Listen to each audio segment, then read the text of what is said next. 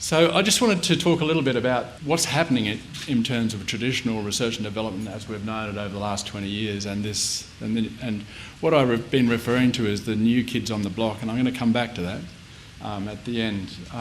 But if you look at our traditional research, we've got a really proud history. So if I can give you just one or two examples, this is the rice industry.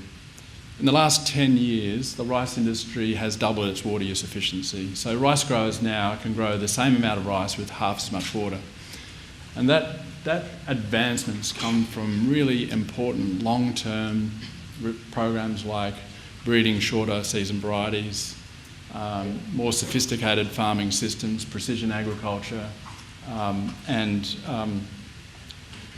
that's the sort of result that we've got. If you look at the grains industry, for example, I know when I was in the grains industry, you'd say to a grower, now if you're actually farming using the farming practices of your parents, would you still be in business? And inevitably everyone would say, not a chance. We'd be out the back door many, many years ago. So I just want to say, we've got to also, there's lots of exciting things on the horizon, but our past has served us extremely well. And a lot of those R&D activities still need to continue. We still need our breeding programs, we still need better varieties, we still need weed control, and that's not going to go away. But what we have seen is some changes occurring, and in particular, we've seen a whole range of these new technologies, Internet of Things, gene editing, sensors, robotics, artificial intelligence, and a whole range of these new technologies. And just to give you one example, we're working with a small startup in North Queensland looking at irrigation management using the Internet of Things. And it's very, very simple technology. They put a sensor at the end of the furrow, they put a sensor on the solenoid. When the water gets to the end of the furrow, it turns off the pump. Simple as that. And they were saving 20 to 30% of their electricity bills and their water bills. So some of these technologies, and the reason for that was because in the middle of the night when you're supposed to get up to go and change your irrigation, if you sleep in by an hour or you miss the alarm or whatever, your water runs out the bottom and you have. So it also makes your average farmers into very, very good farmers. So these technologies are really impacting agriculture. A couple of things about them though. It's dragged into agriculture a whole range of new players, and this guy Dan Winson is actually from Wagga Wagga. He was an ex-TAFE teacher in Wagga. He specialised in IT systems security, and he came along to a hackathon. I think you might have organised it, and they just gave the challenge to the people that came along as how could you make farming more efficient? And this guy with his background said, well, the big thing on a farm is you don't have mobile coverage. And so he looked at how you could actually get low-cost mobile coverage or Wi-Fi coverage across a farm. Since then, he's gone on and set up a company called AgriNet. He has designed a way of developing Wi-Fi networks across farms, which he calls sleepy Wi-Fi, which turns on and off only when it's required. He's reduced the cost of your batteries and your solar system by 90%. He started rolling it out around little farms around Wagga Wagga. Since then, it's been rolled out in the Northern Territory, and it's been rolled out in 30,000 hectare grain properties in West Australia. But the thing about Dan's technology is it's scalable, and it's not restricted geography. It's actually technology that can be rolled out from Wagga Wagga across the world, and that's something new. That scalability is something that we haven't seen as dramatic as before. This is another example. This is one of the GRDC Horizon scholars, also based just out of Wagga Wagga, Charles. So he's second year uni, just going into second year uni. He got interested in drones, and so he flies a drone up, maps out a paddock, maps out what weeds are in the paddock, where they are, brings the drone back down, downloads the data, converts it into a file that he puts into his variable rate sprayer, and off he goes and he spot sprays just the weeds where he needs to spray them. Now, that guy is going into second year uni, but he's got a service over the internet now, because anyone can get a drone, anyone can get a variable rate sprayer, and he can, over the internet, do the analysis and set up the files that then go into the spray rig. So not restricted to Wagga, not restricted to Australia, a technology that guy in his second year of uni can actually scale globally. The no boundaries is really critical, and some of the new, for example, Amazon Web Services allow you to very, very quickly go from a test case to serving over 1,000 customers by simply flicking a switch and getting that scalability. The thing about knows no boundaries also is that it's not just knows no boundaries within Australia or globally, but it's also knows no boundaries between sectors. So a lot of the technologies that we're seeing coming into ag now have actually come out of IT, or they've come out of fintech, or they've come out of medtech, and they are flowing across the globe. So the question is, well, from our point of view in AgriFutures, and I think as an Australian agriculture innovation community, what do we need to do more of to encourage some of this innovation in Australia? And really, I'm just going to reflect a little bit, and this is about 18 months ago. I had the fortune to be able to go over to Israel, and that's actually a shot from Jerusalem. But what I wanted to reflect on is we're on a trade mission with the South Australian Chamber of Commerce, and while we're over there, we ran into a trade mission from West Australia, and in a little minibus there were all these West Australians looking around at startups to invest in, and there was probably about $1 billion worth of capital in that little tiny minibus, driving around looking for something to invest in. And to be frank, they spent a week there. They saw 30 or 40 high-quality startups, made their decisions about what they wanted to invest in, and they were back on the beach in West Australia by the weekend. And it just irked me that these guys had flown all the way around the world to invest in startups. Why weren't they investing here in Australia? Why weren't they actually? And when I reflected on it, I thought, when you think about it, it would have been pretty hard for them. They probably would have had to spend 3 or 4 months sort of going to Sydney, to Melbourne, to Adelaide, to Wagga, of course, and to Perth, looking and finding the actual startups and the quality of the startups. It would have been a big undertaking. And that was some of the impetus that said, well, how do we make it easy for them? What do we need to do more of? And that's where the concept of Evoke Ag came. And the concept was really quite simple. Exactly as Richard said, we wanted to make it easy for people overseas, people in Australia, to come together, see the best of the best in 2 days, have a couple of days on the beach if you like, but they could be home by the weekend.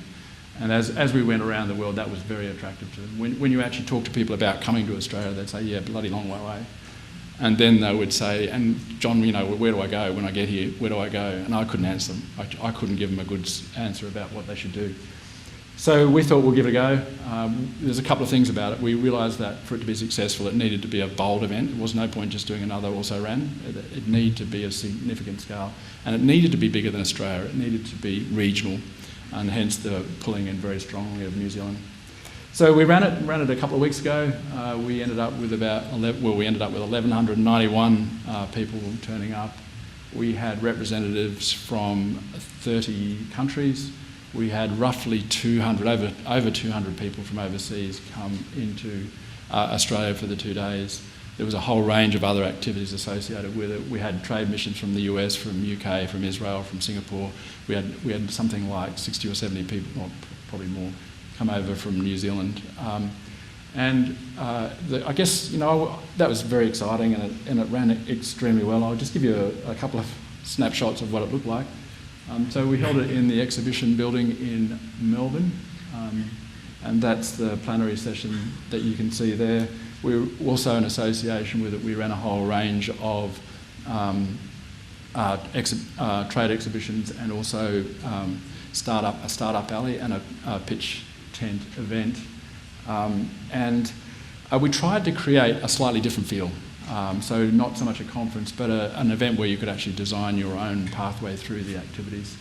And that was enabled by an app and an opportunity to actually set up one-on-one meetings and also group meetings to discuss topics that might be of interest. And we also provided plenty of opportunities for mingling and collaboration.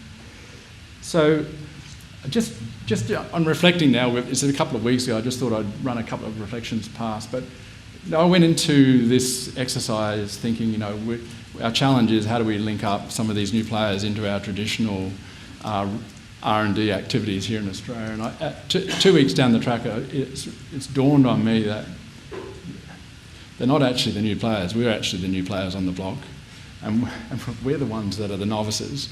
And we're the ones that are really at the starting gate in terms of just understanding how we need to actually interact with some of these players, venture capitalists, entrepreneurs, startups.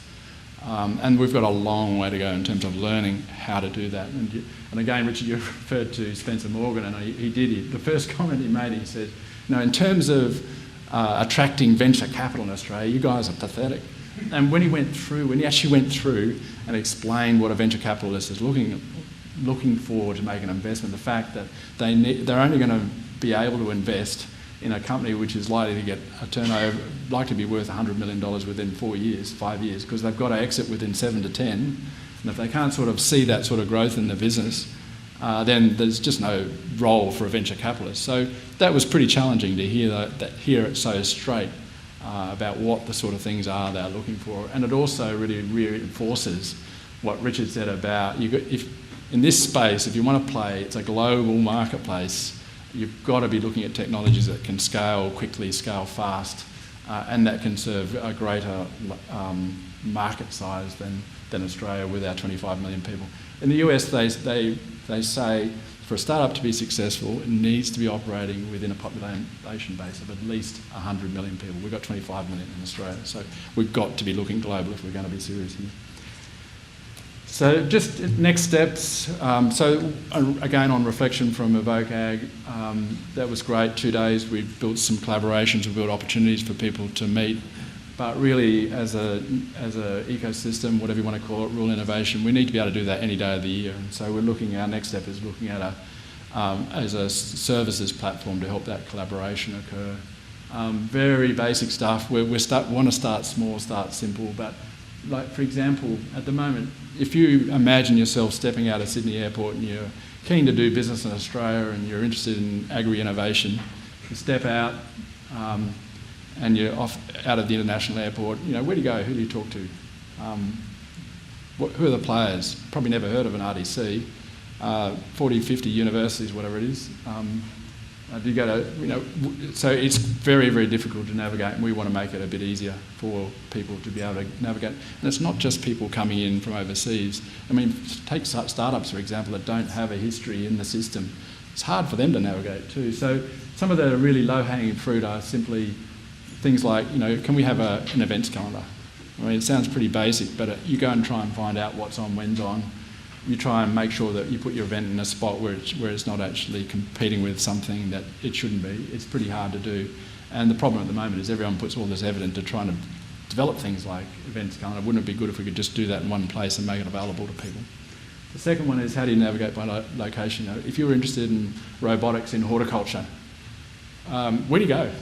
And how do you easily find out where all the key activities and events in academia, in commercial, in startups are located, so you can plan your trip? Do you go to Toowoomba, or do you go to Orange, or do you go to Sydney? Where do you go? So that's, again, very low-hanging fruit. And finally, for a lot of startups and also investors, it's how do you find an expert? So if you've got a startup idea and you want some advice, or you want to lean on some experience, how do you find the soil scientist that knows that particular part of the business? Or if you're an investor and you want to do a due diligence on a startup, who do you get to do the technical due diligence that really understands that area? How do you find them? So there's some of the thoughts that we've got and exploring in a product which the Minister introduced to Evoke Ag a couple of weeks ago called GrowAg. We're still in the process of developing that concept and still interested in people's ideas about how that might look.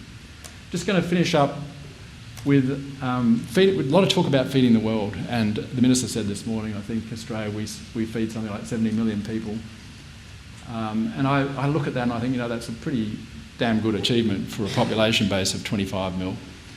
But we're looking at a population that grows to 9.5 billion by 2050. So let's just say, best case example, we do a fabulous job here and we increase and we end up being able to feed not 70, but let's say 140 million people. There's still a long way to go to feeding 5.5 billion people. And to me, one thing that the obvious thing that we can do in addition to increasing our production and feeding more people is helping other countries feed more people. And the best way to do that is through technology. And in doing that, we're also generating income export revenue and respect as a nation in this part of the world, and we're close to where the population growth is occurring anyway. And I'll finish with one example, and this is an organisation that's been going now for about 9 months called the Bridge Hub, and it's looking at a couple of things, but one of the things it's looking at doing is actually positioning Australia as a test bed for new technologies, for startups to come along and test their technology. When you look at our competitive advantage as a nation, we've got a whole range of different environments to test technologies. We're close to big markets, we've got smart farmers, we've got innovative researchers, we've got stable government. And frankly, what we're hearing from a lot of startups is that the US is actually very hard to break into as a foundation market. It wouldn't be great if we could actually start positioning around being a place where it's the first port of call for a startup to say, when we go to a foundation market, Australia's the place where we test it because we've got the support that we need to be able to test it. Now, the Bridge Hub is starting that process. They have already got relationships into Israel. We've already got startups coming out for Israel using Australia as a starting ground for that. They're starting to build connections into other parts of the world, and they're also building connections to startups out of Australia. And I think, to me, this is a really important positioning. Places like Israel, places like New Zealand, they're no-brainer. They're too small to have a domestic market. All their market in the innovation space is about export. Sometimes it's very easy for us to get complacent here in Australia, and you can have a very nice lifestyle business, as it was put, a lifestyle business, a lifestyle startup, if you're just looking at the Australian market. But if you're serious about becoming a significant ag-tech startup, then you've got to be actually looking at potentially Australia being a foundation market, but then going globally. The other thing I love about this concept is it means that our farmers in Australia are the first in the world to get access to the technologies. Lee, I'll leave it there. Thanks.